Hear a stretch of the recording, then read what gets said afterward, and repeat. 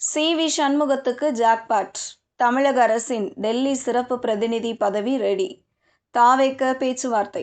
தமிழக அரசின் டெல்லி சிறப்பு பிரதிநிதி பதவியை அதிமுக முன்னாள் அமைச்சர் சி.வி. சண்முகத்திற்கு வழங்க தமிழக வெற்றிக் கழகம் சார்பில் பேச்சுவார்த்தை நடந்து வருகிறது. நடந்து முடிந்த சட்டசபை தேர்தலில் அதிமுக 47 தொகுதிகளில் மட்டும் வென்றது. தேர்தல் தோல்வி குறித்து ஆராயவில்லை என குற்றம் சாட்டிய சில எம்.எல்.ஏக்கள் எஸ்.பி. வேலுமணி, சி.வி. சண்முகம் தலைமையில் ஒரு அணியாக பிரிந்தனர். அந்த வகையில் எடப்பாடி பழனிசாமி தலைமையில் 22 பேரும், வேலுமணி அணியில் 25 எம்.எல்.ஏக்களும் செயல்பட்டு வந்தனர். சட்டசபையில் தாவேக அரசு பெரும்பான்மையை நிரூபிக்க வேலுமணி அணி ஆதரவு தெரிவித்திருந்தது.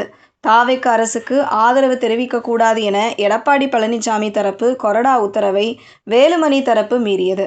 இதனால் அமைச்சரவை விரிவாக்கத்தின் போது வேலுமணி தரப்புக்கு இடம் வழங்கப்படும் என சொல்லப்பட்டது. இதற்கு தாவேகவுக்கு ஆதரவு கொடுத்த திமுக கூட்டணி கட்சிகள் ஆட்சேபம் தெரிவித்தன. இதனால் அவர்களுக்கு அமைச்சர் பதவி கொடுக்கப்படவில்லை என சொல்லப்படுகிறது.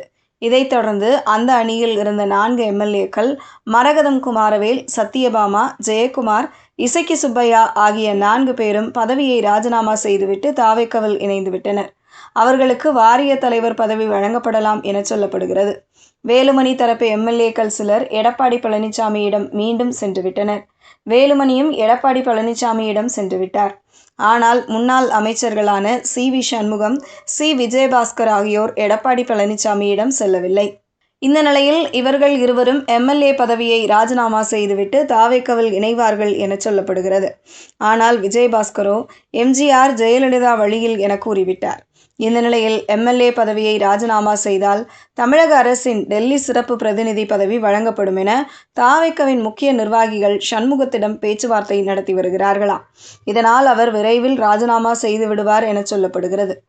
அப்படி செய்தால் தமிழகத்தில் 5 தொகுதிகளுக்கு இடைத்தேர்தல் நடத்தப்படும் என சொல்லப்படுகிறது.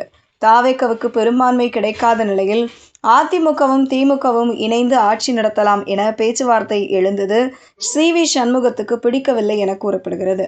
எம்.ஜி.ஆர். கட்சி தொடங்கியதே திமுகவை எதிர்த்துதான் என்கிற போது திமுகவுடன் எப்படி கூட்டணி வைத்து ஆட்சி செய்வது என்பதுதான் இவர்களது கேள்வியாக இருக்கிறது.